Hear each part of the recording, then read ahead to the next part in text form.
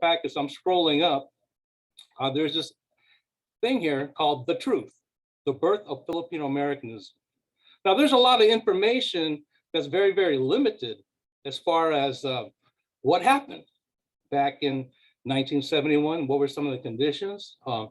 Auntie Dorothy went over her interpretation, but for about 2 weeks, Damien Cordova went into the archives, dug around about 30, 40 pieces of documents. He and Auntie Dorothy chose about 15 to 16 documents, and he put it into a PowerPoint presentation. He gave it to me Friday night. I looked at it and I said, Damien, this thing's not working. This PowerPoint thing is not working. And so he asked his wife, Jude, to help him. And she worked all night feverishly to put together and got the thing right. And so I wanted to go over that with you because it deserves some attention here. Now it's a matter of me trying to figure out how to do this. Okay. And I'm just going to skim. You guys have this in your informational packet, but I wanted to respect Damien and Jude for their time and effort to put this together. Okay. This is the first shot. Again, this is National Recognizing October Filipino-American History Month. This is the, 6 years after, you guys could read this. This is an interesting comment here. One of the reasons why they wanted to do a conference came from a young lady. She was a college student, wondered aloud that what it would be like to meet other Filipinos from other communities outside Seattle. And they kind of ran with the idea. That's the official conference logo, not logo, but what theme poster. This is kind of interesting. So you guys take the time to read this because you're not going to get this anywhere. This is from Uncle Fred. And I'm not going to read it aloud, but just to know that the nationally recognized speakers would be Larry Itlion. I got to put on my glasses. And the Reverend Tony Abalde. This is pretty cool. Uncle Fred, again, started to make these notes about the birth of making a convention. And this is very, very good reading for you guys to understand what was going on in his mind and his interpretation. Interesting newspaper article here. There's the advertisement for the conference on the right. But what's interesting, what caught my mind was look at the one on the left, bottom left. The date is August 15th, 1971. Imelda Marcos presidential bid. So it's up to you guys to do a little history thing and say, hey, wait a minute. She was thinking of running for office? Something that she needs to think about. Here's a little bit of artwork. Emerge, that was a key word, emerge. And this is the newsletter that Uncle Fred put out. He was trying to describe the best he could on a daily basis, blow by blow basis as far as what was going on. So he, on the bottom, a daily convention newsletter, the Kapatiran, and it's published by Uncle Fred and FYA. Again, documentation.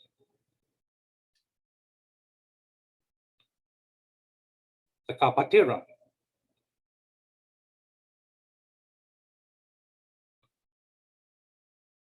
A few notes before the hard stuff. That's like how Uncle Fred would jot down his notes. And I'm pretty sure that's a typewriter he used. A typewriter. Look at the prices. Potluck dinner, 25 cents per person.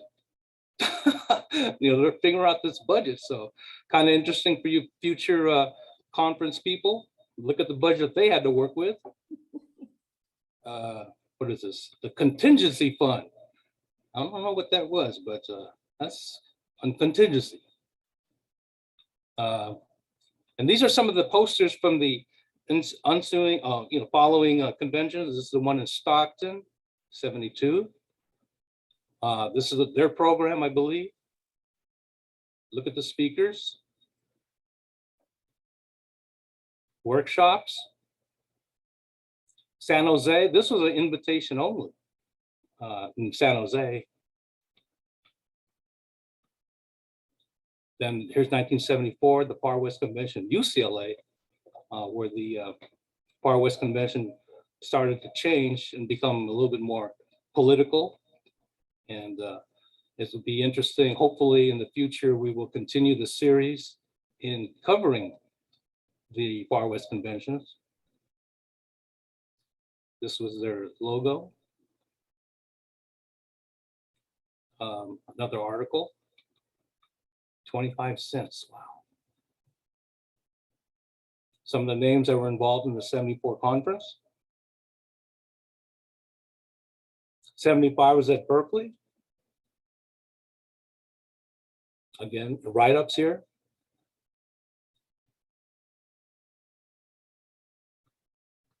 I believe that's the last one. More. Okay. Sorry, folks. I gotta look for stop share. But please take the time out to read that. You're not gonna find that anywhere. You won't find that in Google. This is from Damon Cordova and Jude. So let's give them a hand. Thank you, Damien, Jude. Awesome work. So at this time, I'd like to introduce to you Edwina Lapa Bergano. Yes, we have the same last name, and she's my boss. She has a couple of words to say to greet you. Edwina.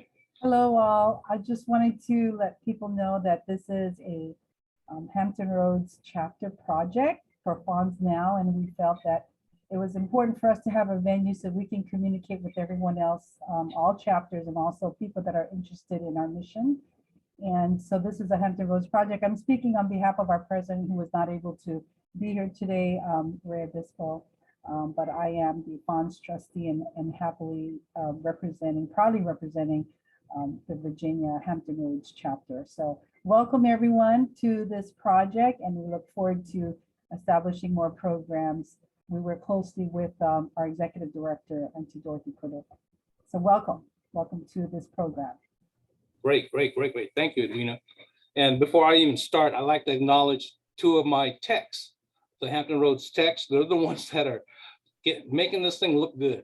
Spotlight video, I never heard of, and that's Arnell. He's going to be in charge of Spotlight video. Is that what it's called, Arnell? And then Dan Fontemayor is the, what do you call it? The porter, or what do you call it? Door opener. He's the one that lets people in and stuff. So thank you, Dan. Thank you, Arnell. So without further ado, I'm going to hand it over to the world famous running amok, Emil Guillermo. Thank you, Allan. Very kind of you to say that. I am just very pleased and honored to be here, and that Dorothy asked me to be here. I mean, I probably would be celebrating the Giants winning the National League West with their victory over the Padres. Or maybe watching the Seahawks and the 49ers or something. But look, I'm not a sports fan as much as I am a FANHS fan. And we're all FANHS fans. We're here. We're fans of FANHS, fans of Auntie Dorothy, and we're also fans of Filipino-American history. And that's why we have this month, right? It's history. It's not heritage. I put something in the box. Something I wrote called, "If Filipinos were here first, shouldn't this be the United States of the Philippines?" I said it somewhat sarcastically, but somewhat with a sense of pride in our history, because if we were here first, October 18th, that's why October is our history month, then it's a big deal, right? October should be. Why isn't everyone celebrating the fact that Filipinos were first here in this soil and at Morro Bay, right? This is one of the things about October, one of the things about Filipino-American history and one of the things about the pride we have. I wrote this column in 2017, and it's caught some attention of people. Said, wow, if Filipinos were here first, you say it all the time, Emil, like it matters. Yeah, it matters. We were here first, but no one cares unless we care, unless we celebrate the history and celebrate our pride in that fact. Of course, we know the Filipinos were just deckhands. They were out there pushed out by the friar and by Pedro de Unamuno. They even drew blood. Filipinos drew. I mean, we were not an insignificant part of that landing in Morro Bay. It's historical, and we have to thank Eloisa Borja, for her contribution, when she published this paper in the UCLA Amerasian Journal. That's why we're here in October. So a little diversion, because the birthplace of Filipino-Americanism really should have been October 18th, 1587. 1587, which is, incidentally, years before Jamestown, May 14th, 1607, years before Plymouth Rock, December 1620. Filipinos were first, October 18th, 1587. If you're Filipino-American, you should take pride in that. And take pride in the fact that the Far West Conference, 50 years ago. Birthplace of Filipino-Americanism, we heard people talk yesterday about that. We're going to hear more people talk about it today. We're going to ask some questions, some other questions, get some people involved who are in the audience. I want to ask some people how they felt. We heard something about a drug culture present. I don't know. Maybe some people know about that. We're going to talk about everything that means in our little part of the program here. We'll have a couple of rounds, and I welcome a whole roster of new people: Ana Rinonas Hansen, Reynaldo Pasqua, Tim Dayonot, Florante Peter Ibanez, David Ilumin, Larry Flores, Barbara Bergano, and Lourdes Markley. And we're not going to get into resumes or anything like that, because it should be all in your informational packet. We're just going to go straight to what it was about this conference that made everyone excited about being Filipino-American. One last note about me first before I go to the panel. I was too young to go to the Far West Conference. I was just in high school. I had made a stand about wearing long hair on the football team and was benched for the entire season. That was my fledgling activism. It was for long-haired football players in 1971. But it eventually bled over because I knew I was Filipino. My father's Ilocano, my mother's Tagalog. My father came as one of the Manongs in 1920. For years was denied marriage because of anti-miscegenation. It was only till after the war that he was able to find a bride. So I know the history. The history is part of my life. I never doubted I was a Filipino-American. Years later, I talked to someone like Peter Guillermo, whose father was lucky enough to start a family in the 1920s. And he told me, Emil, we, Filipino-American born, were no different than the first generation. We were not given the privilege of being American-born Filipinos.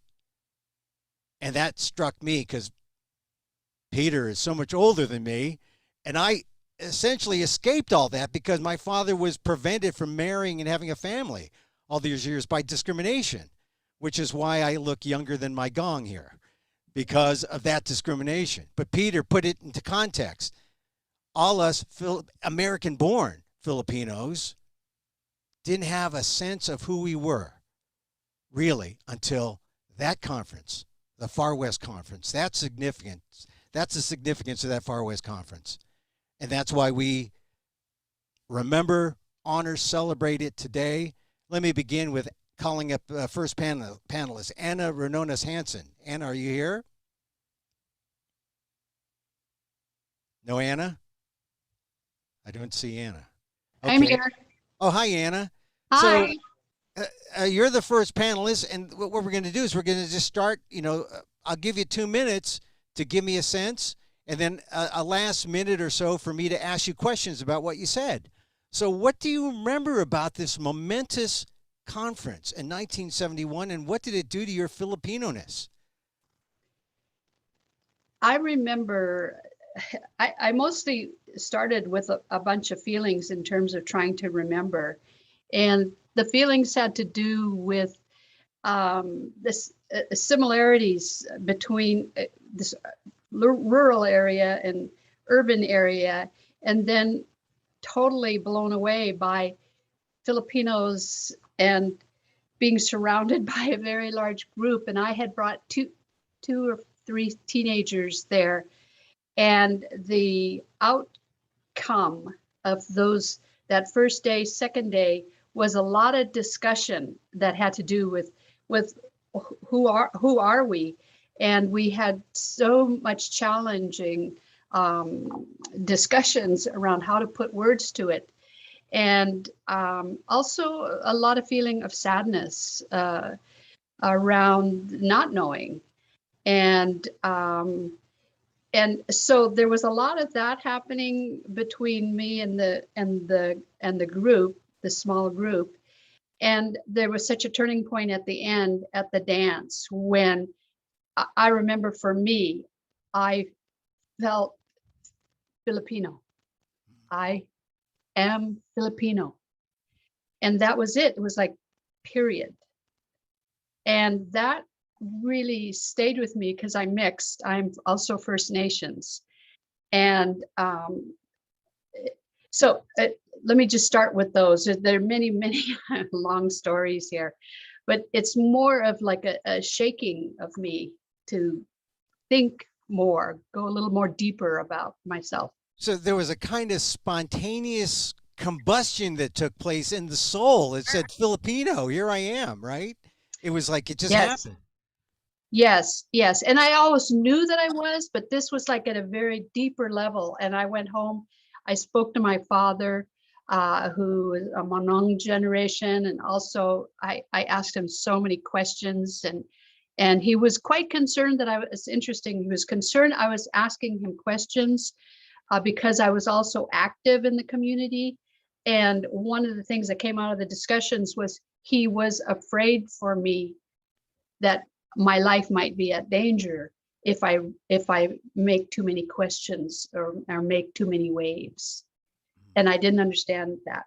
So that was one of the, I had all of this combustion, you're right. And then even more wondering around what is that? No, what is that? And the reaction from your father was, speak out and you could be in danger. So maybe there was something dangerous about being or declaring being Filipino American. It was very clear. It was very clear. And I asked him more, but the discussion would stop because I could see that it was, this was not where he wanted to go. And I just would, over the years, have slowly kept trying to talk with him about that, because it scared me that it scared him, and I didn't know what that was. Yeah. Hey, this reminds me of when I had conversations with my father, who's Ilocano, about Marcos. But look, that's another webinar. Anna, thank you for that. Let's go to Ray. We'll come back. Because you're our panelist. Reynaldo Pasqua. Ray, are you there, Ray? I am here. Hi, Ray. How are you? I'm wonderful, and I want to say hello to my wonderful kababayan all across the United States. And on behalf of them, hello back, Ray. Thank you. So, Ray, tell me, where were you in 1971 that said, Ray's got to go to this thing. It's important. I got to be part of this. And what happened there that said, boom, like Anna, I'm Filipino American? The summer of 1971 was a very, very frenetic one for me. And you have to understand that I had a progress in my life. And it started with being a student at Western Washington University up in Bellingham. It is one of the northernmost cities in the state of Washington. And that 1971 was a very frenetic one for me, specifically regarding the first Filipino Far West convention. At the time that I got the request to participate in the convention, I was a volunteer labor organizer for the United Farm Workers Organizing Committee. I was based out of Lamont, California. And all at once, there was this letter that came from one Tony Ogilvy. Tony Ogilvy wrote to a man named Andy Umutan. Andy Umutan was one of 4 Filipino vice presidents of the United Farm Workers. And Andy Umutan was my supervisor down in the Stockton area. He was in charge of the Stockton area. Tony explained in the letter that there was this wonderful convention taking place in Seattle, and that they saw me as a resource person.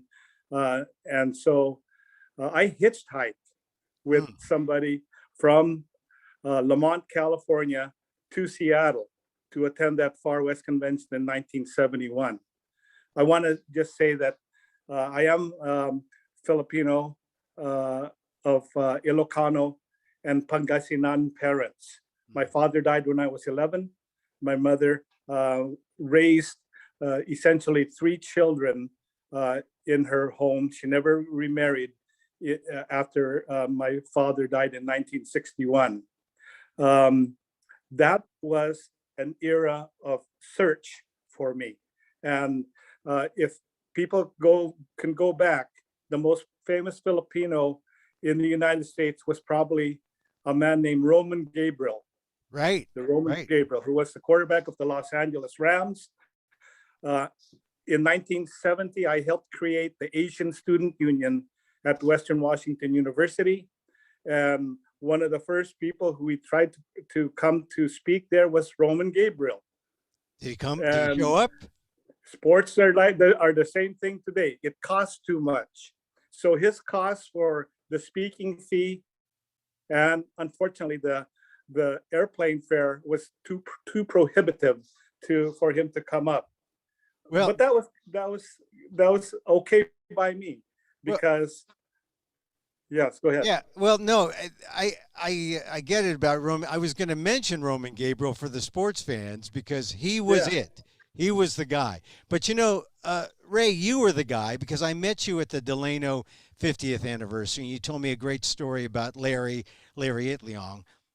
Your 1 minute question is, what happened when you went to the Far West Conference and you mentioned the farm workers? Did it resonate with the young people? Did they understand the merger of the labor rights movement and the civil rights movement? All I recall there, I don't know, recall a lot about the nuts and bolts of most of the presentations. I'll speak later about who stood out for me, but I was actually during that convention, I was Larry Itliong's chauffeur. So I was bringing him around Seattle to meet with people. Whenever he came to Seattle, he insisted on seeing PJ Mangawan, who is the wife of the legendary Ernesto Mangawan of the farm workers and Alaska Cannery Union. But I was in a process of discovery. And it was a process of discovery that probably started in my own community, which was an Ilocano community in the Yakima Valley that survived only because the Yakima Indian Nation allowed the Filipinos to lease and purchase land. And from that, I knew of the leadership, and I admired Fred and Dorothy Cordova, who brought the drill team to Wapato in 1960. And I was only a 10-year-old kid there, but that was in many ways, the 1950s and 1960s highlight of the Wapato Harvest Festival. But I then brought some of those questioning things to my college experience. I helped create a student union in in Bellingham. I participated in anti-war rallies, but the main focus beginning in 1971. Oh, one other thing that I did in 1970, and this shows my respect for our what's called now the First Nations of the United States. I traveled with 5 indigenous friends from 4 different Northwest tribes, and I spent 2 days on Alcatraz at that time. And I wanted to remind Allan Bergano, in 1969, the Native Americans in Seattle won back Fort Lawton, and it became what's now Discovery Park and the First Nation Center. And then and like I said, a lot of my respect was reinforced in going down to Alcatraz, bringing food and supplies to the people down there. I met John Trudell and those folks. Yes, thank you. Ray, thank you very much for sharing that. Important to share some First Nations information. If you think that Filipinos are invisible, consider the people, the indigenous and the First Nations, and you know that we are all in the same boat. Let's go to our, thank you, Ray. Let's go to our next panelist, Tim Dayonot. I was pleased to see Tim Dayonot on my panel list. Tim, welcome. You know, you're slightly older than me. You were able to go there. I think I needed a chaperone if I were to go. But tell me, what was the Far West Conference like for you? And what, I mean, you were always fairly active in the Bay Area, from what I recall. What was it about the Far West Conference that did it for you? Well, thank you, Emil, and thank you to everyone for allowing me to be on this panel. I want to make an important announcement. I think it's relevant to this online conference. Steven Spielberg has decided to make, because of Black Lives Matter, make a new version of E.T. Except it's E.T. except E.T. is black in his movie, and it's called E.Tim. Okay. Okay. Sort of All funny. Right. Drum roll. Drum roll. I was 19 when I went to the convention. I was a freshman at San Francisco State. It was absolutely transformational for me in a lot of ways. It was a time for me to realize that our community was large enough that we could organize together to try to improve the quality of life for the Filipino community. And one of the things that I want to remind people of that was a product of the convention is that a bunch of us decided that we would apply for funds to the EOC, Economic Opportunity Council in Washington. And we came up with a proposal called FIRC, Filipino Information Referral Center.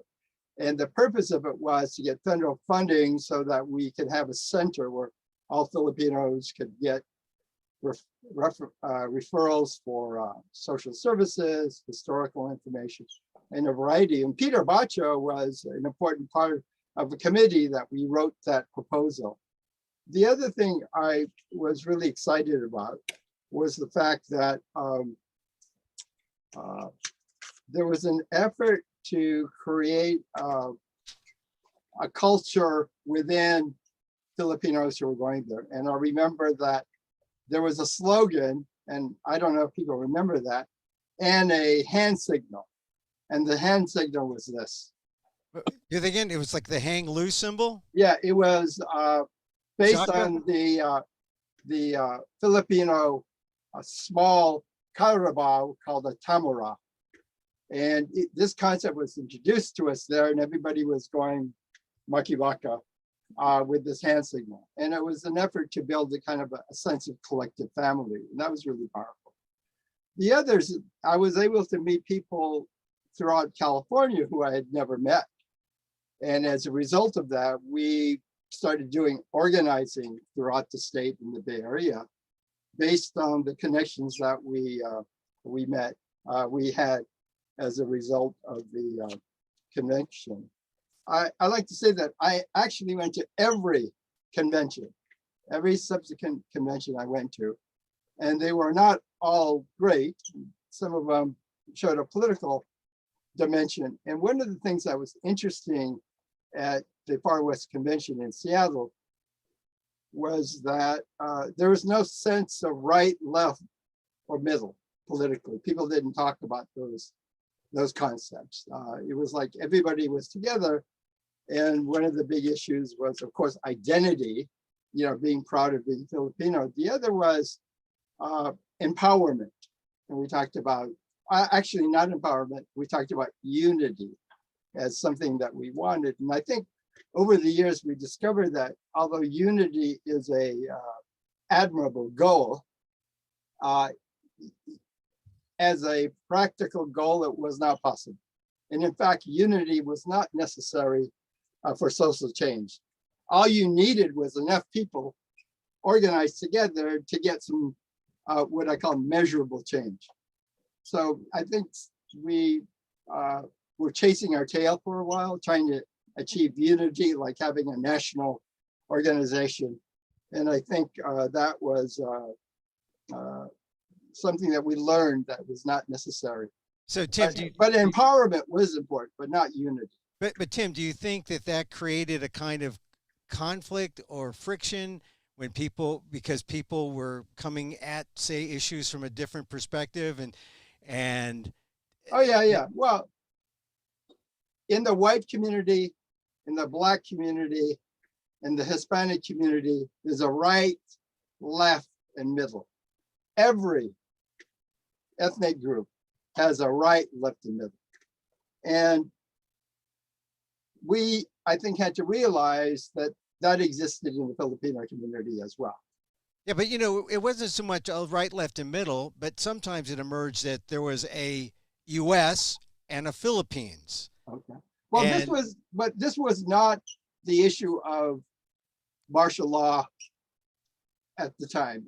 Right. But later it became, there were groups in the Filipino community, particularly the Bay Area, who had a more left orientation, and it caused a split in the community. And again, just to restate what I said earlier, there's a right, left, and the middle in every community. And we realized that, in fact, we were subject to the same dynamics. And my view was, all you need is enough people to get something done. And if it was everyone in the middle or everybody on the left, everybody in right, everybody was free to go do their thing based on their political persuasion. So it was absent in the Seattle Convention, that concept of the right, left, and the middle. How about, Tim, you're American born. Was there a difference between American born and Filipino born? Actually, I was born in the Philippines. Oh, sorry. Okay. No, it's okay. I take away your card. I must ask a short story. I was speaking at this event for the governor who I worked for. And I said in my speech that I was born in the Philippines and came here when I was 3. And everybody started laughing. And I couldn't understand why they were laughing at that statement. Then afterwards, I asked somebody, why were people laughing when I said I was born in the Philippines and came here when I was 3? And he goes, that's not what you said. And I said, what did I say? You said, I was born in the Philippines at the age of 3. Oh, your mother must have been hurt. Oh, yeah. But anyway, one of the first things I did when I came, as it was so transformational, so energizing, aside from the fact, and people have to admit this, and maybe you won't, it was a great opportunity for us single college guys to meet girls from other states. And that was really important. Other Filipinos. Yeah, other Filipinos. Yes. But anyway, so I came back to San Francisco, energized, transform. So I immediately changed my name listing in the phone book To what? from Timothy Dayonot to last name Pino, middle initial F, first name Phil. Oh, that's good. Phil. So it would be Phil E. Pino. Filipino. Oh, they're very nice. Very nice. Yeah. Tim, thank you for sharing that little trick for single guys who wanted to meet Filipino women from other states not related to them. Yeah, well, I had to add that last thing. We were teenagers. Okay? Yeah. I mean, That's a thing. That's a thing that Yeah. people hinted at yesterday. That it was a convention of young people. yeah. Tim, thank you. You're Okay. coming back for round two. Okay. Let's continue on with the panel. We have Florante Peter Ibanez. Peter, are you there? Hi, Peter. Peter, unmute yourself. Hi, Peter. Yeah, that's it. That's what I gotta do. So tell me, Peter, what was it like? Did you have a similar experience as Tim, or did you have what kind of was it transformational? Yeah, in a sense, we already in Los Angeles had already begun searching for our identity through Cipa, Search to Involve Filipino Americans. Right. And it was from the encouragement of Uncle Roy Morales, Al Mendoza, and Pete Fajardo that, we should send some people from Cipa up to this conference. And it was like, oh, it's in Seattle. It's a long way. How are we supposed to get there? And so the older folks, Roy and them, they could afford plane tickets. And then we ended up, three of us, taking my van, driving it up to Seattle from LA, and switching drivers and buying gas, switching drivers and buying gas. So it was a long way up there. But Pete, why was it worth it? I mean, you didn't take Greyhound, so that's good. But why was it worth it that you get there? So were you desperate to get there?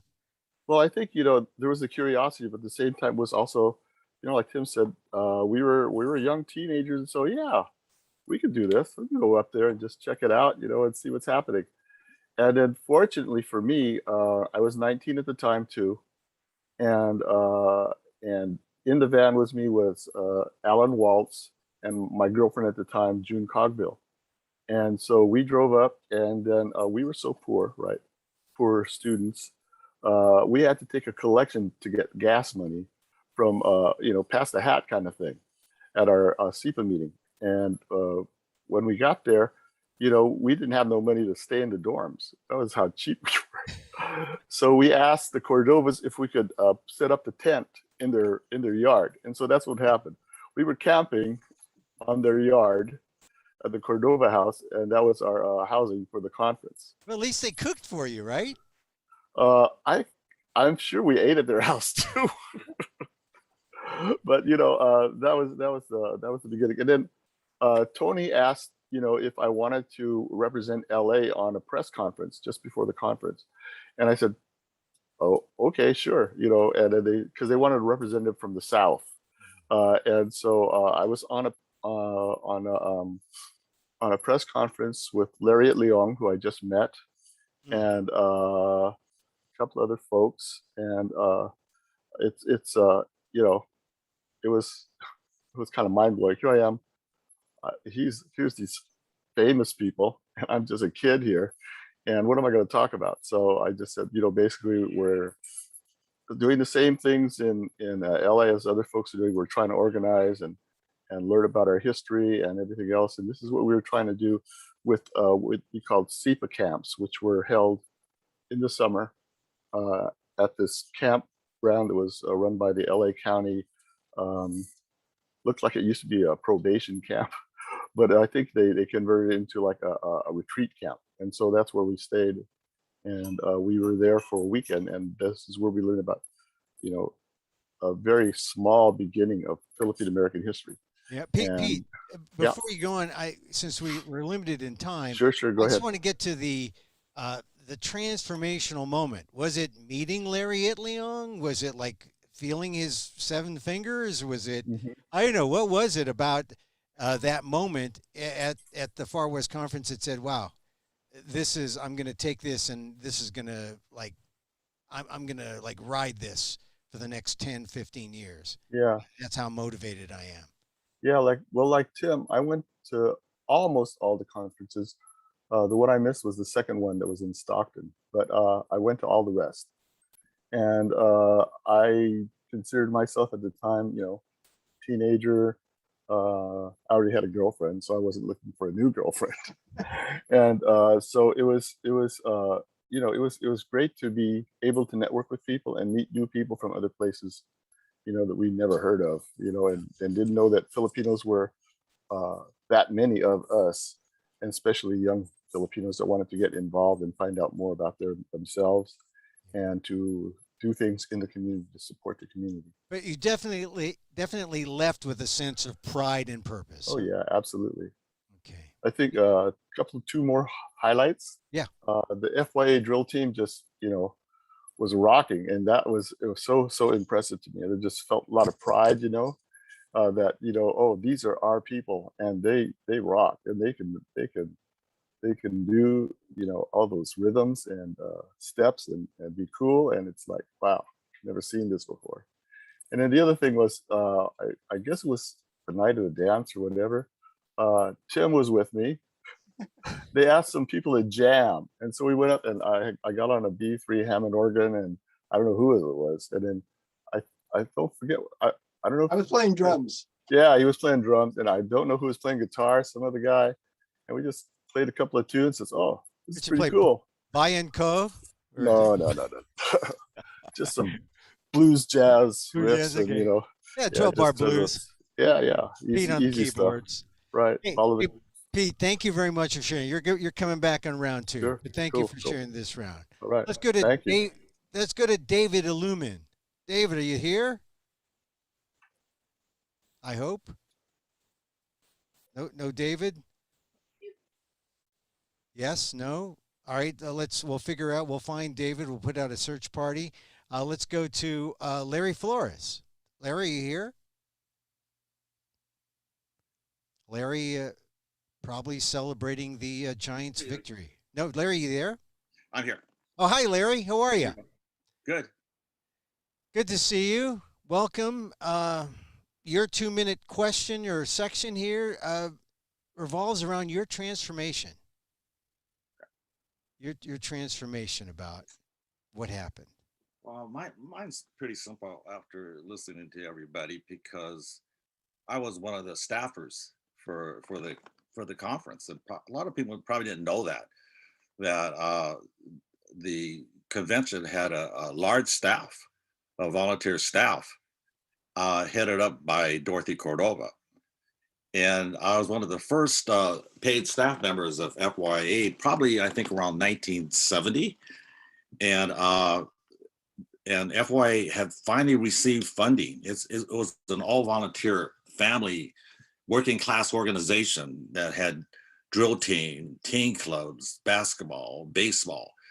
And we were brought up under FYA and our family, a family of 7. And most of the organization consisted of families, large families, a lot of mixed heritage families, a lot of them born in the States, a few in the Philippines. Mostly were Seattle products. I was one of the ones that were a little bit different, like Tony Ogilvie, who went to the same high school together. And so my introduction to the conference was being the staff member of FYA, and my boss was Dorothy Cordova. So I can't really say anything about that, because she was our boss, and along with John Ragutis. There's 2 paid staff members. And I have my list here, and I found my general booklet too. The conference was the chair, as you already know, was Abe Ogilvie. There was an honorary chair. His name was Reverend D. Harvey McIntyre. And there were other people like Father DiPano, Reverend Stanley DiPano, I think. And so on my list, on the committee, there's a list of 25 people on here, which are pretty prominent in the Seattle area. And then we had ambassadors at large, Julita McLeod in San Francisco, Vivian Luna, who was living in Honolulu, and Peter Jamero, who was in Seattle. And we had a convention resolutions committee of 6 people: Art Begonia, Vallejo, El Mendoza, Los Angeles, Tony Ogilvie, Seattle, Ray Pasquale, Wapato, Rodel Rudiz, San Francisco, Marilyn Valenciano, Kauai. So this was no accident what was happening. You just didn't know what was happening behind the scenes. And so I wasn't involved in a lot because John was doing a lot of the administrative work. He was putting out booklets called Quest for Emergence, this thick. You know how many pages? And the detail that's on all the people coming here. I have a list of all the participants here, at least the unofficial. There were 91 delegates from Seattle, and that's natural because that's from our hometown. 39 from San Francisco, 19 from Stockton. I thought there was a little more than that. 12 from Salinas, 10 from Bainbridge Island, Los Angeles, Vallejo, Kauai, Mountain View, Oahu, Daly City, Berkeley, Oakland, Carson, I guess, Monterey, Portland, Fresno, Davis. Wow, how did that happen? So Larry, when you saw this come together, it must have been the phrase "mind-blowing" has been mentioned yesterday and today. Was it how did you react to the fact that it could come together like this? Did it give you a sense of real Filipino-American power? You know, this is like the first time this has ever happened. I asked Dorothy that question. She asked me, you know, there's going to be a conference here, and and you and John will be a big part of that. And I said, really? And like, how many people? Maybe 10 or 15? No, it's a Far West conference that's going to include 3 or 4 states. And I just shook my head. I said, really? That's not going to happen. I mean, Dorothy, that was my brain. Okay, that's not going to happen. And not until it really started happening, you know, you start seeing these brochures that were done by local Seattle people. Seattle already had a ton of resources, talented people here. Dorothy and Fred were already student activists in their day, way back then, right, Dorothy? But we had names. We had people like Val Lago. They were, I mean, and her family, they were professors. They owned shops. I mean, they weren't the working class like my mom was a sewing machine. My dad was a janitor, and most of my friends on FYA, we were from working class families, and so we didn't know a whole lot about the world. You know, I think FYA was trying to prepare us for that. We didn't know that. You know, they told us you could meet either girls or boys, and that's the only reason we got in there. So I'm on the drill team. I'm on the teen club. I'm playing baseball for the first Filipino baseball team. It's the Bolos, you know, old Filipino baseball team, Filipino basketball. I'm meeting all these guys that we probably would not have been as friendly until we're all on the same team in FYA together. So we had a lot of resources here. A lot of people don't realize that. So one last question in this round for you, Larry. Sure. What's the lasting thing that you pull out of as you look back 50 years? Are you amazed that it's happened? Are you? I am shocked because I already knew who I was. You know, FY made a point that you are Filipino. I said, I am, but I'm born in the States. I'm born in New Orleans, Louisiana. You know, what's the Philippines? I've never been there, and most of my friends have never been there. So how are we supposed to relate to the Philippines? Yeah. We're relating as Filipino Americans, as Fred on the drill team pretty much promulgated that to us. So what I learned from here was, wow, there's a lot of people I don't know. I knew who I was. You know, Rodel Rudiz, never heard of him. Larry Itleong, never heard of him. Ray Pasqua, kinda, he's on Eastern Washington. Bob Santos, Al Mendoza.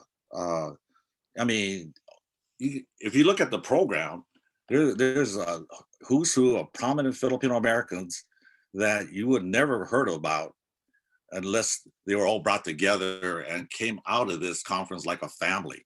Yeah. And we all became lifelong friends. I'm still in contact with them. Larry, I have to cut you short there, but I Sure, think you're okay. right. You know, as Filipino, I was born here. There was no internet. There was Right. barely Filipino media. You know, there was Right. no Filipino channel. There was just Filipino newspapers and the Right. archive that Fred started. When I first met Fred, he said, "Hey, have you seen your file? You know, all these things." I just think that it's important that people understand that back then, to be Filipino American, you knew your family, you knew your circumstances, but to see others, that was, That was mind blowing. yeah, it was. It was. Larry, thank you for that. Sure. Let's go to Barbara Bergano for this first round. Hi, Barbara.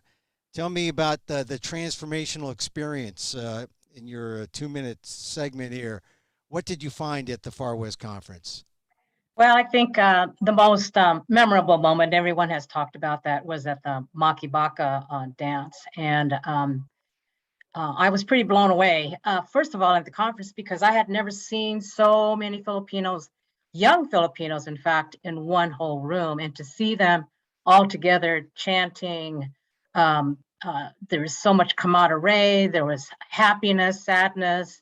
For me, I felt like it was a stress reliever, being that I finally found out who I was. I'm a second generation Filipina, and I had Ilocano parents, and I lived in the central area, which is predominantly Black.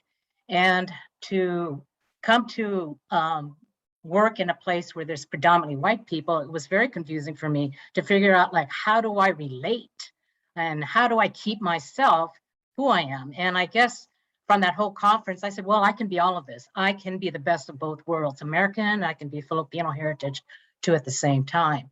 And to feel that way was, it was a really good feeling. I finally felt confident of who I am and who I was at that time. And it helped me actually throughout my years and in my professional career, and as well as through my academic careers. So that was probably the most transformational thing for me, as it helped me become an adult and who I am today. Is there one moment that you recall that you just have never forgotten besides the Makibaka dance? Is there one moment? Yeah. There was God, there was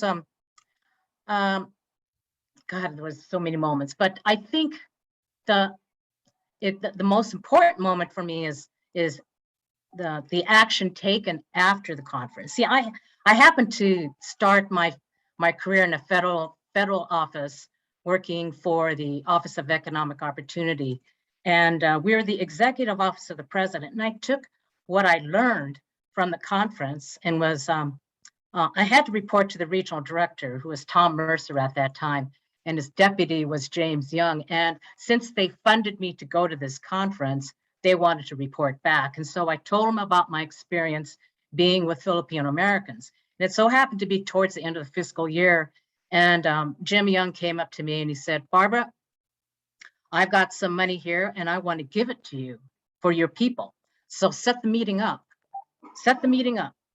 So I put the, this is with the FYA staffers and the people who were involved in the conference. And I put them in the best conference room at the Arcade Plaza building on 2nd and Union. And didn't know exactly how many people were going to come. As the largest conference room, but there was a whole entourage of people that came. Besides, I think Larry Flores is there, Uncle Fred was there, I believe John Ragutis, Ben Menor was there. There's a whole entourage of people, and it kind of scared me because it was just me and the director, and then everyone else came in that room. So it was kind of intimidating. But that's when Jim Young says, you know, I'm going to give you $50,000 for the Filipino Information Referral Center to start in Seattle. And we wanted to hook up with San Francisco because San Francisco is where the regional director was, and he was transferred. And we're trying to see if we can combine funds and have close to $100,000 to start the Information Referral Center. Everything was going fine. You know, we started writing the grants and everything to get submitted. And it was submitted, but what happened was, of course, and I think Luna Jamero mentioned this, our funds were cut off. These were regional director discretionary funds, so we had extra money in the regional office. And being I was a student at the time, and I happened to be working right there in the front office, I saw the documents and I saw saw the memo that said that they had to cut off our funds because we ran out of money. They were shutting us down. But that was, for me, I was only 16, just turned 17. I felt I contributed something that was meaningful to our people. And it gave you a sense of pride and a sense of who or what a Filipino American was. Oh yeah, best of both worlds, actually, for me. Filipino being first. Barbara, thank you for this round. We'll come back to you in round 2. And last in this round, let's go to Lourdes Markley. Lourdes is up in Oregon, and hi, Lourdes. So tell me, Lourdes, what was it about the Far West Conference that was really transformational for you? Unmute. There you go. Okay, unmute. You're good. During that time, 1971, I just finished my summer school because I was required to take Pacific Northwest history, like all this Lewis and Clark, and some US history to complete my bachelor's degree. But I have a letter that I'm supposed to volunteer for this convention through Seattle University.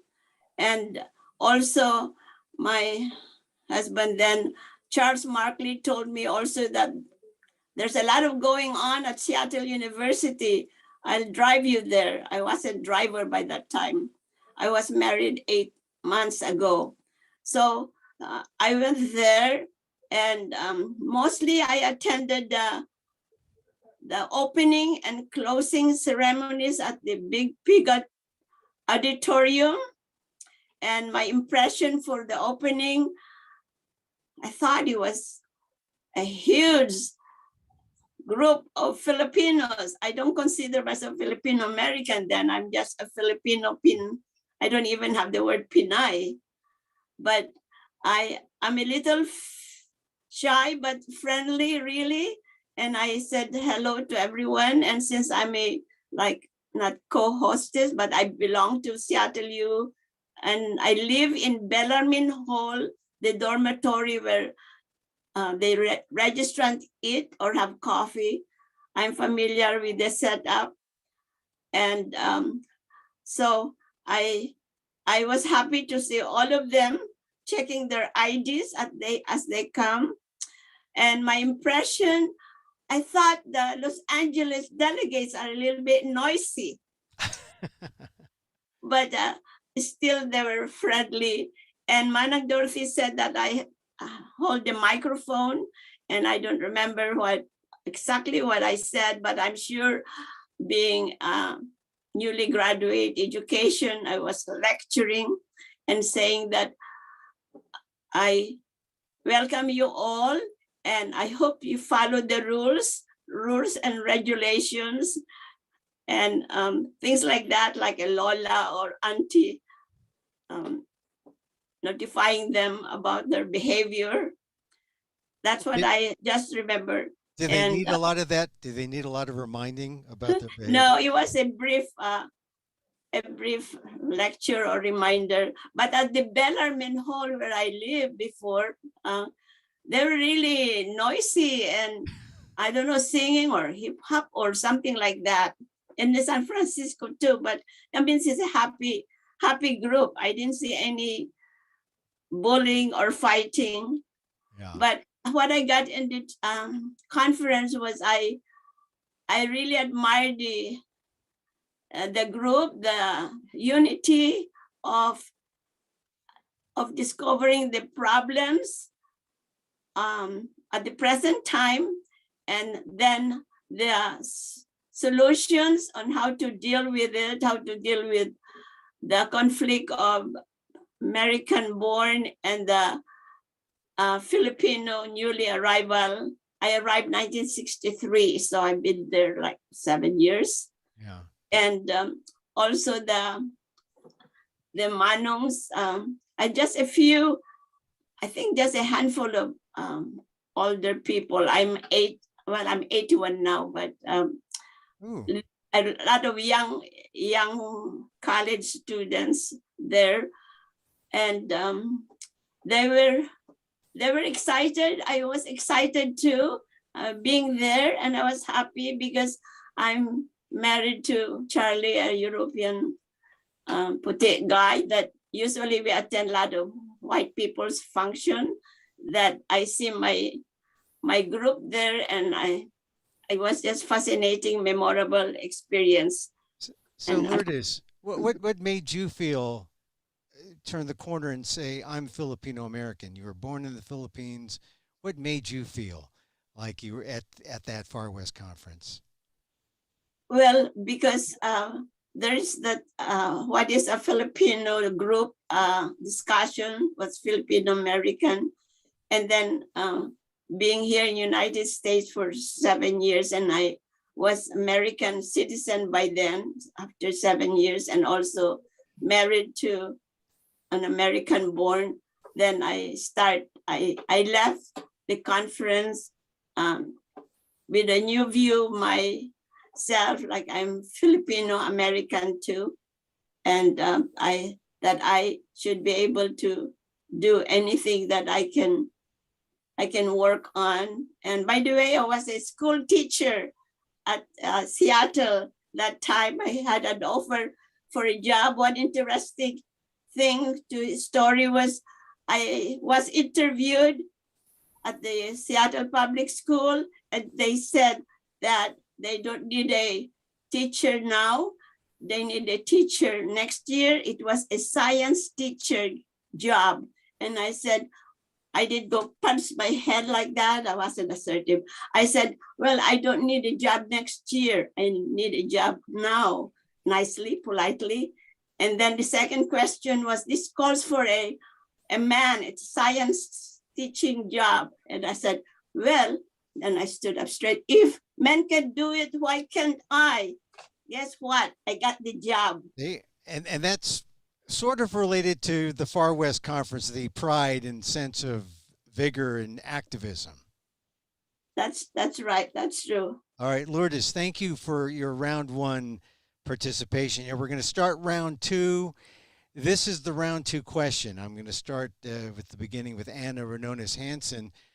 Anna, the question I have for you is 50 years after Far West Conference, we're still talking about it. We still have a lot of the same problems. Are we being overly sentimental thinking that it was a success, or was it kind of a failure too? You're muted. What was the last part? Or was it kind of a failure too, in that we're still talking about some of the things we're trying to rectify? Oh, definitely not a failure. I think the piece that stays with me are all of the different moments that happened during that time that included the watching how the organizers put the conference together, because there would be shifts that would happen, and then we'd get these pieces of paper, we're going to do this or we're going to do that. And part of it was coming from the young people who were making requests and asking. And so the leadership was showing such a flexibility, which was inclusion. And the part that stays so much with me as a kind of part of that combustion you talked about has had to do with the underlying values that were present within all of the young people and the organizers in that collective group, that there was the value system of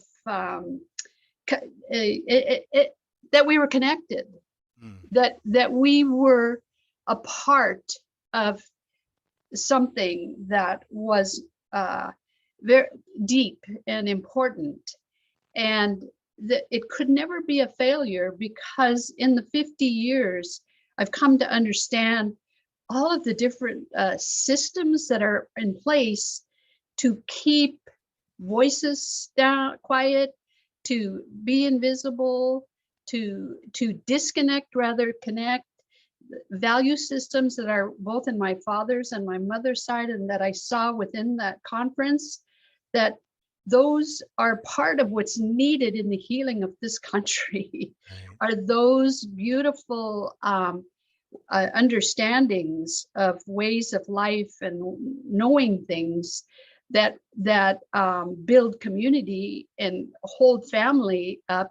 Because also those were the things that in the 50 years I found that there was an impact of the disconnection and the harm from those institutions that affected how I was thinking about myself, how my kids were thinking about my neighbors, my community, that there was just something that was pushing to keep down rather than raise up. So the beauty of, to me, the conference was that raising up of one another. And I particularly remember Bernie Whitebear speaking, and he's talked about Indopinos, and our little group over here from Bainbridge, we kind of look at each other saying, because we hadn't heard that said on a stage to people. It was what we called ourselves, kind of like a check to see, is that it? You think she or he is Indopino, or what do you think? You know, it was a way of in small group. And so it kind of blew different ways of looking at things. And so it could never be a failure. It is always to me, experience of seed planting. And there were many seeds that were planted, and the growing continues. And we hear it in the now, you know, many of us are elders, and we can look back, we could see what we learned or didn't learn, and that is continually learning. And we're continually, okay, this is where I get all fired up. You know, we're continually having to push against this energy that keeps people out based on whatever. And I see you want to ask me a question, or you told me my time is up. It's this one. I want to move on. I want to keep this question short so I get a third round of the panel. But I appreciate you saying, because it can't be a failure if it keeps resonating. You know, if it keeps the problems are harder than we thought, then we have to keep fighting them. That's one way of looking at it. But yeah, it's real. It's that we started to name it as something real that was outside of self. Right. Anna, thank you for that. Let's go to Ray Pasqua. Ray, in this round two, you know, try to keep it to like a minute and a half so we can get a third round in. But after 50 years, Ray, if you're still there, tell me how we're still talking about these things. It's still, these problems are still existent. How do we say that the Far West Conference is a success or failure? Are you there, Ray? I guess Ray is gone. All right. Well, let's go to Peter Ibanez, Florante Peter Ibanez. Peter, are you there? Hi, Peter. What do you think? If we're still talking about this 50 years after, do you think can you say that the Far West Conference was a success if we're still talking about the same problems? He needs to unmute. Yeah, unmute Peter. Yeah. Oh. Well, I think the problems are still here because it's more societal. It's not just affecting Filipinos, but it's all peoples of color, basically. You know, when we talk about a force that's pushing us down and we have to fight against it. I was just attending the LA Asian Pacific Film Festival, and we just had a great time with watching a lot of the emerging Filipino artists that are coming up in film. And I think, you know, that we have to keep pushing back. I mean, we have to keep moving forward. And I think that was, for me, the FWC was the beginning for me in terms of realizing that it wasn't just a local thing. It was more national. We had to take it on. And I think, you know, we as young people at the time have grown since then in a lot of ways. So like myself, I'm now teaching a Asian Pacific American history class at a community college, Pasadena City College, and that was actually one of my goals way back when, coming out from the conference, was I wanted to teach ethnic studies because I knew that knowledge was power, and I knew that it was important for us to know our own history and to share it with everyone else, and that's what the identity movement was for me, and that conference was the beginning. The beginning, and it doesn't end. It continues to resonate. Right. Thank you very much for that, Pete. Let's go to, and we're going to have a round three if we keep our answers short. Let's go to Tim Dayonot. Tim, I have been, when we first talked, you mentioned a joke about Steven Spielberg that was, I didn't know if it was real. I thought you were going to talk about West Side Story, but you talked about E.T. and then you mentioned you had a punchline that referred to a phrase or a word that is not necessarily that's derogatory, and some people are upset. I want to give you a chance to. Now, I was not in on this except when I heard it.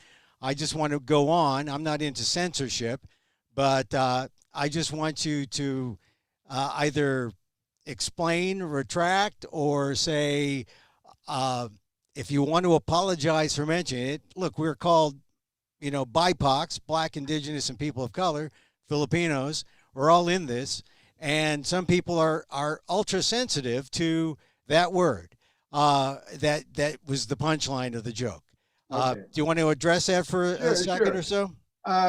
First of all, we all are learning, and I think I learned something today, that there was sensitivity to that term. I didn't realize that it was in any way disrespectful.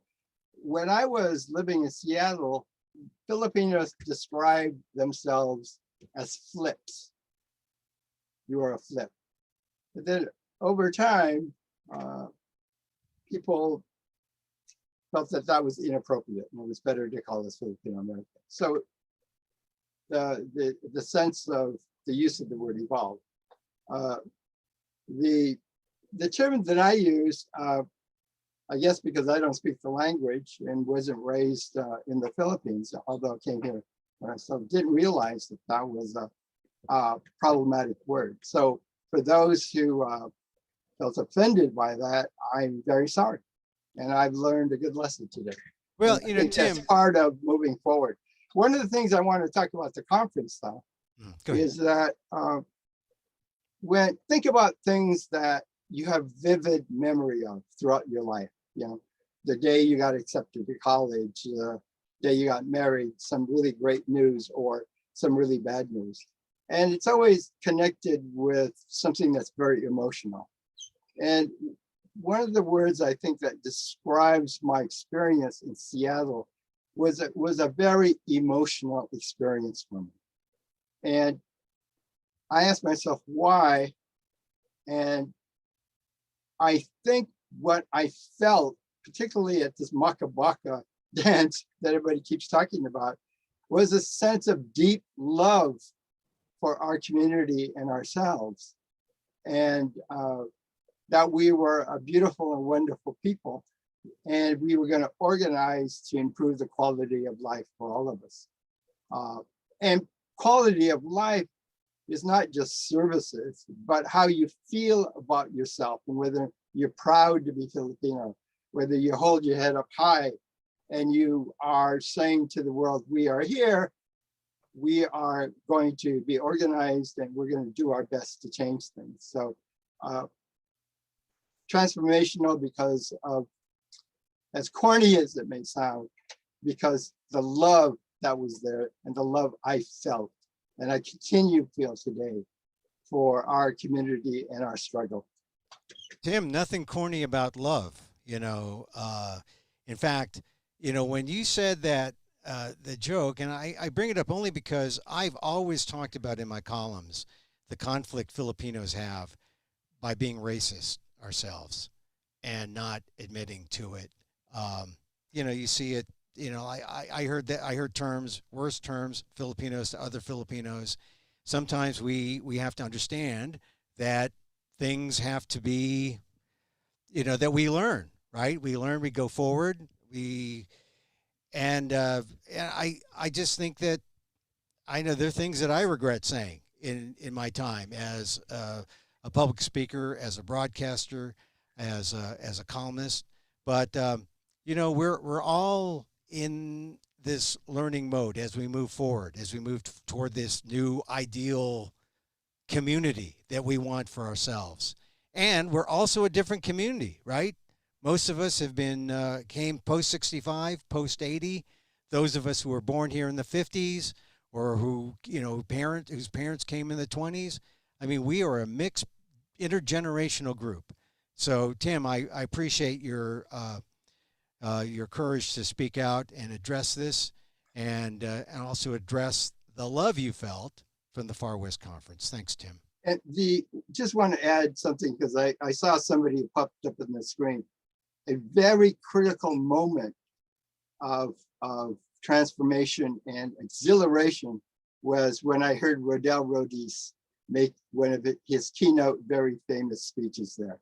And that was a critical moment for me. Yeah, he said, you know, yesterday he was on, he said, I went in a Filipino, I came out a Filipino-American. And that tell you, I've written in newspapers with Rodel for years, and I've never heard him express that exactly in that way as he did yesterday at the conference. Anyway, Tim, thank you. We're going to come back with round 3. Let's go to Larry Flores. No, did we talk to Larry? Barbara Bergano. Hi, Barbara. You have a round 3 question, Barbara. What we're still talking about 50 years after. You know, some people say, oh, you're still talking about it. Sounds like the conference was a failure, but it wasn't a failure, was it? No, I don't think so. And I believe that the reason it's good timing because of the Black Lives Matter movement, especially what happened last year during the pandemic, and the issues that came up during that time also. There's some similarity, but then I don't recall that when we were going through the civil rights movement with for the Filipino Americans or the Filipino American movement, I don't recall, at least here in Seattle, it being violent and destruction of property or anything like that. Some of the issues are the same, though. We're talking about colorism. We talked about discrimination. We're talking about education and in the schools and whatnot. So there are some similarities, but I don't think that the Far West Convention was a failure. And reason why we talk about it, at least for myself, is because of Black Lives Matter. I mean, that was a movement that occurred. It reminded me of the Far West Convention and reminded me like how I felt during that time. And it was transformational for me. It was very helpful for me in terms of my identity. I don't see how the Black Lives Movement, well, I do, I see some of the same similarities, but I think the approach is different. The Far West Convention was much more meaningful. In some sense, it was, like I was saying, it was like a cry of relief, love, like Tim had said. All our people came together, we became one. And those feelings and memories that created 50 years ago were so passionate and profound that people are still, who attended it, are hanging on to it because it helped them or helped me throughout my years, you know, living today. So I think that's what was important.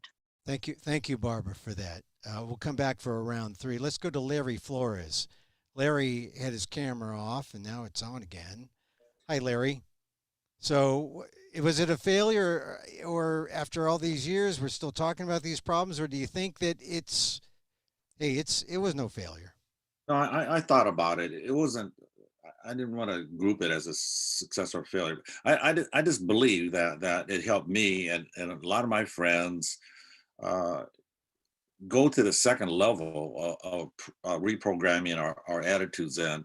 dreams and expectations about ourselves and our friends and family. And the first step in that process, I believe, was the FYA, who actually helped start reprogramming us very young to believe in our own identity and culture, regardless of where we were born or what our parents were, or if I spoke Ilocano or not. So I think it was success in getting to the next second step. And as we grew older, in my times, there's a third step. I think we need to reprogram again, Yeah. our kids and grandkids about, what their choice of life is going to be. I look at them as being very comfortable, and they got a lot more choices than we did. So that's why we were very successful. So Well, we're going to get to that third choice, or the third step. Maybe we should have more steps, but we're going to get, thank you, Larry. Let me go to Lourdes real quick, and we round up, or we end round two. Lourdes, tell me, success, failure, how do you view it 50 years after? And keep it to a minute so I get one more round out of you guys. I'm going to squeeze It's the truly a calabaza. success. We shouldn't even use the word failure. As for the program or topic, the program of 1971, the one that Mel Lagasca founded, we are using it for our topics for our national conferences, like the Bridge Generation. And even on our symposium or celebration of Filipino-American History Month every October, we use their topics. I think they did a good, excellent job. Super A+ for the program. I wish we can all read it, but we don't have time. All right. So but the point is they set the template and it continues, and that's great. Lourdes, I'm going to have to cut you short. So I go to the third round question, which is to everyone again. Let me go back to Anna Rinonas Hansen. Last round question, keep it to under a minute. Okay. 50 years. We're not a failure. How do we assure that it's not a failure for the next generation? I think that what is critical is to again follow the cultural ways of knowing that sustain and keep that interconnection. And I know that somebody just mentioned earlier about Auntie Dorothy and Uncle Fred, and in terms of the how the group was taken care of, that there was that feeling of auntiness, uncleness, and that's real.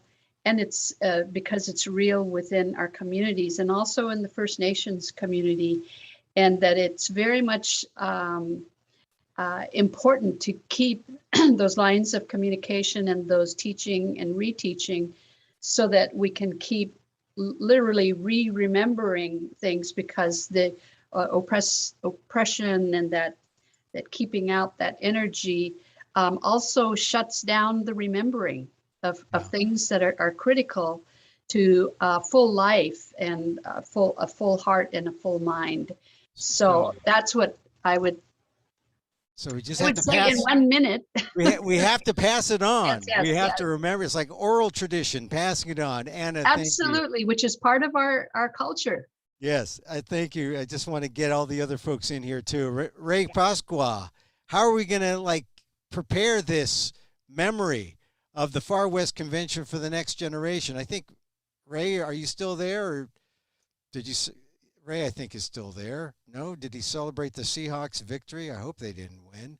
Okay, Tim, let's go to Tim Dayonot. Tim, how do we keep it going for the next generation? What's the next generation? Well, first of all, I think we have to look at successes and failures of our organizing in the past, and maybe look at different models for trying to achieve new goals. But I think what's more critical in that is we have to appreciate the people who came before us. And there's a term is one of my favorites, is that we drink from the well other people dug. We drink from the well that other people dug. And there were people like Dorothy and Fred and FYA and people in Seattle, Larry Young, who were before me or some later after I was born. And what keeps me inspired is to remember that I drink from the well they dug. Yeah, Tim, well said. We all drink from the well. I'm glad because you didn't use the shoulders metaphor because I don't know, we need a lot of shoulders to stand on. No more shoulders. We can Well, drink from the same well. Yeah. That's great, Tim. Thank you. It's good seeing you again. Let's go to Peter Ibanez. Peter, is Peter around? Hi. Yeah, Florante. Peter Ibanez, LA. Tell me, how do we prepare for the next generation? You hinted at it in your last question, in your last answer. You hinted at it in the last answer. Yeah. I think education is the key. And so, you know, by transferring our knowledge of how we struggled and met challenges onto the next generation, you know, there's mentorships going on, there's teaching that's going on. There's a lot of, well, one of the problems is like the immigrant community is so, and this is the term that also came out of FWCs later on, except for me, was colonial mentality, combating colonial mentality. And that's the upbringing, mostly in the Philippines, of, you know, you are a subservient people. You were colonized by a colonizer, first Spain and then the United States. And a lot of their ideas are now your ideas. And some of them are to do with, you know, don't be disrespectful of authority and don't question what's going on and keep your head low and, you know, go to school and just don't make, don't call any attention to yourself, which, you know, the movement was the opposite of that. It was like trying to move ourselves forward by making noise, by understanding what was going on, by talking about it, by studying about it, and by, you know, organizing around it.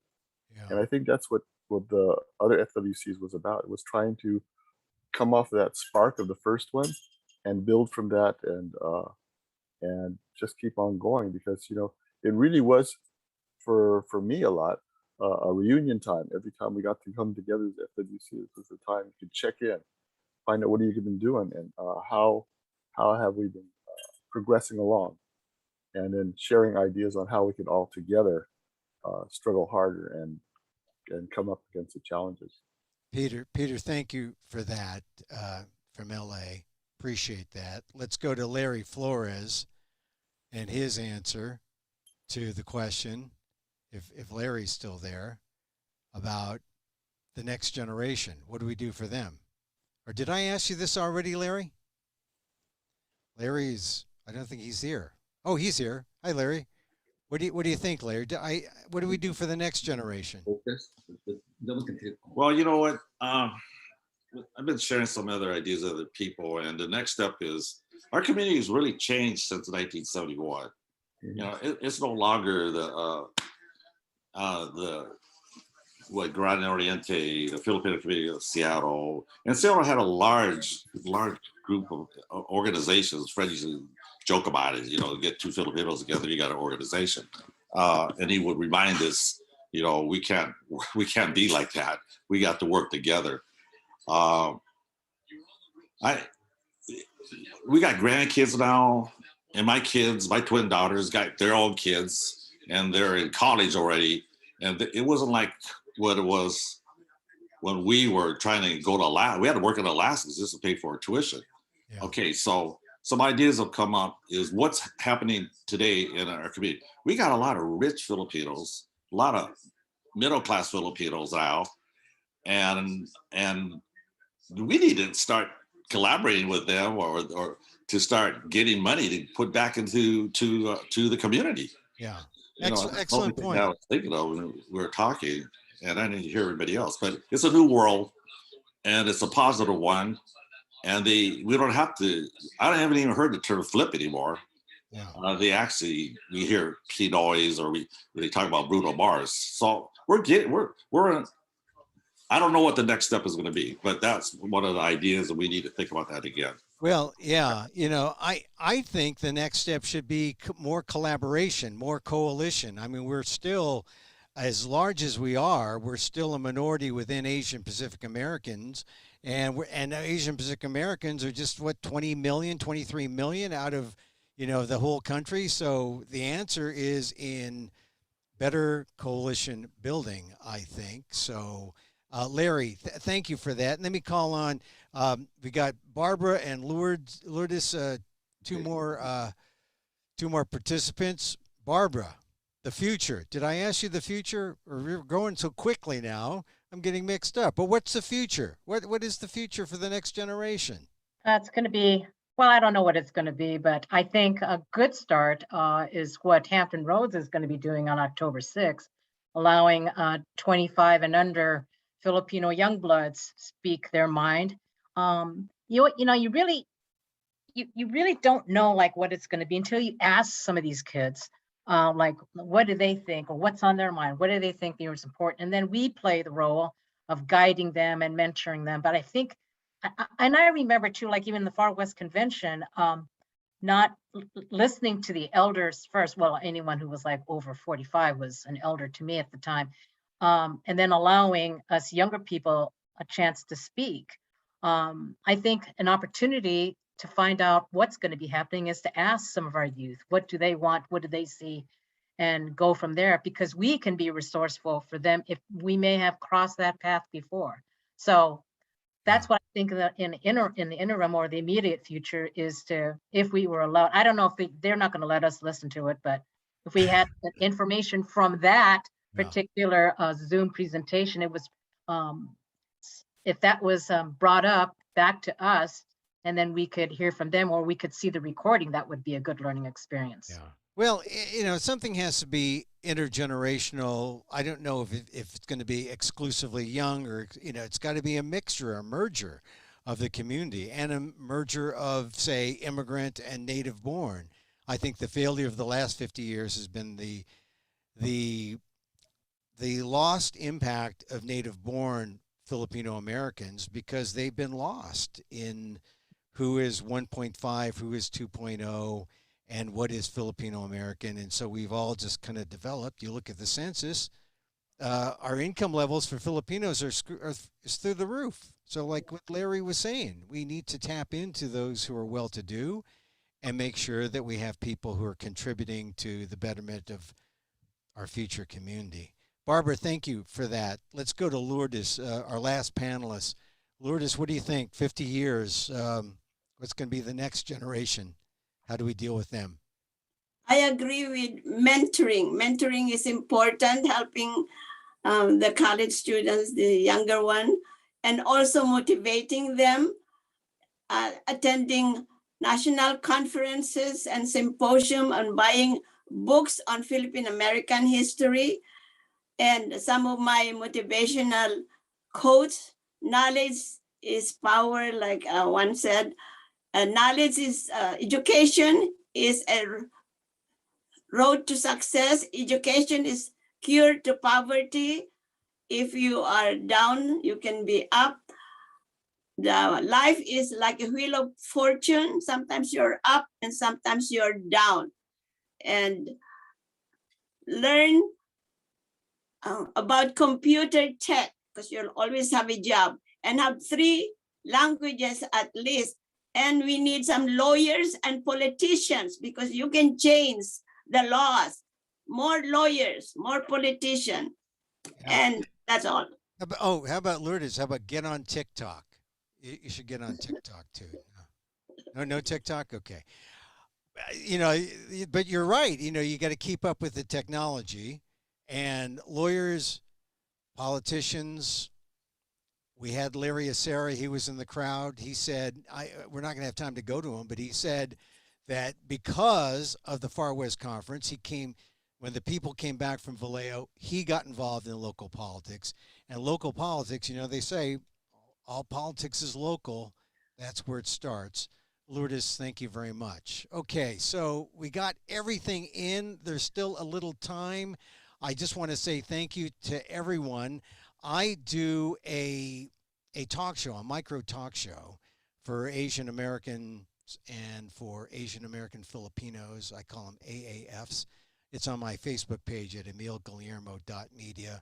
You can also find it on amok.com. It's just like a 30-minute thing where I talk about the news like we matter. And I will talk about this. I will talk about Filipino American History Month and this conference all throughout the month. So, and if you want to get on the program, on the show, just email me at amok.com. But I have enjoyed talking to all of you, seeing all of you, some of you for the first time in a long time. And it's been intergenerational and mini transformational. Not quite like the FWC, but it's been it's been an honor to hear from all the different people that I've sort of seen in chat, to hear from the panelists both today and yesterday. So my name is Emil Guillermo. I put in my in the chat that column, if Filipinos were here first, shouldn't this be the United States of the Philippines? Remember that story, 1587, October 18th. It's a big deal. It's the reason why October is Filipino-American Heritage Month. This year, the hallmark of the FANHS conference, upcoming conference, is 50 years of the FWC. It's history, it's important, it's our history. So thank you again for participating in this. I guess I should turn this over to Dorothy. I'm going to take over now, Emil. Okay, Allan, thank you very much. First of all, let's give Emil Guillermo a big hand. Let's give him a round of applause. That's pretty deep. What we're going to do now, I'm going to have Auntie Dorothy say a few words, and then we have Devin will be saying a few words after Auntie Dorothy, and then we are going to open it up. The recording will stop, okay? Just to make sure you know that the recording would stop. But at this time, let me give the floor to Auntie Dorothy. Unmute, Auntie. And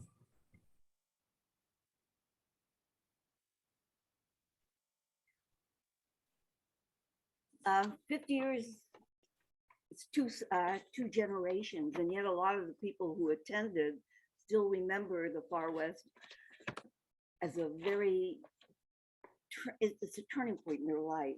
Many of them went away with new friends, and they kept those friends. A lot of them went back and changed what they were going to do. They started to work in their communities, even as teenagers, and later on they continued until they retired. What's interesting about this time is you have to remember, as a historian, I like to say, that 1971 was right in the middle of very important things that was happening in the United States from the late 60s into the late or the mid 70s. There were the riots that took place after Martin Luther King was murdered. The fight for civil rights, for voting rights. There was gross discrimination. So we were fighting for affirmative action, for open housing, all kinds of things that a lot of people, Filipinos now who came after 1965, was always there. It wasn't. There were people fighting for things. That should be really taught, that there were people fighting for them early on. I think what really touched me most in the conference was a time when my job was to actually pour coffee in the morning. And I would hear all the complaints, or not all of them, complaints from the younger people saying, we thought this was a young people's convention, and all we hear are these older people speaking. Well, when we were developing the conference, we brought together as many outstanding Filipinos who were fighting and had made some kind of a mark. So after Anthony Ogilvy and I had a really deep discussion, we changed the format on that Friday. And Anthony had the bad job of telling the rest of the people who were going to speak that they can't speak anymore. And from now on, it was the young people who would have a chance to spill their guts. And they did. Those who were from the Philippines, and you figure in 1965, that's when the immigration starts big time. And they were saying, the people who are born, American born, laugh at us because of our accents. The American born came up and they said, well, they're talking about us behind our back. People who are mestizos were saying we're not fully accepted as Filipinos. We went on and on. Our parents don't understand us. We think we're going to get drafted. We don't know if we're going to get a job. And yet, what happened was everybody started to pay attention. Those of us who are older were listening. And we started to pay attention to understand that young people had things to say. I think that and the last dance, when we finally saw a group that we thought was splitting apart, came together, that magical Makibaka dance, when everybody did that symbol, and we were saying Makibaka Wagutagwat, I didn't know what it meant, but I was screaming it, and we were dancing and jumping and singing. To me, that was a spiritual movement, a spiritual moment where we all were saying we're all together, all of us who came on that one Wednesday to register and then went away that evening. Many of them who didn't want to go away, we told them there is no place for you in the dorms anymore, you have to go. I think what happened was we continued to touch base, at least for a few more years. And for me, the Far West Convention is a case where we can learn of what we can do when we pull together, we love together. And that's it. I'm so happy that we were all part of it. And I want to thank everybody who participated. I want to apologize to people who did attend the Far West and we didn't extend an invitation for you to speak. A lot of times it's because we didn't know how to get in touch with you. So there was a thought yesterday that if people would like to write down their memories or things about the Far West, please do it. You can send it to our office or you can send it anywhere. But Anthony Ogilvy was thinking we should probably compile something together that could be shared for young people to see how 50 years ago young people were thinking, young Filipino Americans. Thank you, Andy. October 6th, we have our FANHS Now session. This is for all you young people. Refer to the informational packet that we put together. A lot of great information. Scroll to the bottom. You're going to have your chance to say something. 25 years and under. Thank you, everybody, for coming. Devin. For all you older people or think they're old. Oh, yeah, I'm here, Auntie. Hold on. Let me just say, we did not come this far to go this far. Okay, Devin, you got the floor. I'm not, this is Devin Israel Cabanilla from Seattle. I'm not here to tell you that the Angels beat the Mariners or that the Seahawks beat San Francisco, but just to underline everything that you've discussed, 50 years later in Seattle, as of 2 weeks ago, I'm the head project manager for the City of Seattle Public Schools. 2 weeks ago, Filipino-American history was part of our ethnic studies proposal. And this week, not only is Filipino-American history going to be part of our ethnic studies program, next week, in collaboration with Dr. Third Andreessen, Filipino-American history will be a separate course on its own in the Seattle school system. I know. Additionally to this, Seattle Public Schools, it will start at middle school. We are submitting a middle school course. You do not have to wait until you're 20 years old to find out about Filipino-American history in Seattle. Additionally to this, 2 weeks ago, I made a deal with Velma Valoria through the Filipino Center here. The Seattle Public School System will recognize Tagalog as an official world language. If you test through us, Filipino will be recognized. You don't have to study just French or Japanese or German. And then on top of that, if you want to test in Ilocano, you can do that too. So very big news. The content that I've put forward, I've made a draft reading list for FAM. Peter Jamero's book is on the list. Auntie Dorothy's book is on the list. New books are on the list. Larry Itlian's kids' book is on the list. But all that to say, the struggle and effort of what you've put forward 50 years ago, it's bearing fruit in Seattle as of this month. That along with the different school initiatives that I'm pushing right now, credit to Third for calling out 2 years ago, he wanted Filipino-American history. I've taken him up on that. So first Seattle, next step for Third, he wants to make it official, required Filipino-American history for the whole state. And at least from my office in the city public school system, Filipino-American history will be a required component for students here. Thank you, Devin. Great news. With that said, keep in mind, August 11th through the 13th, 2022, the FANHS National Conference will be held in Seattle, Washington, the birthplace of Filipino-Americanism. So with that said, thank you all. I look forward to meeting you, working with you, and I'll still be around. At this time, please cut the recording. I'll leave it on. Everybody could talk. Cut the recording.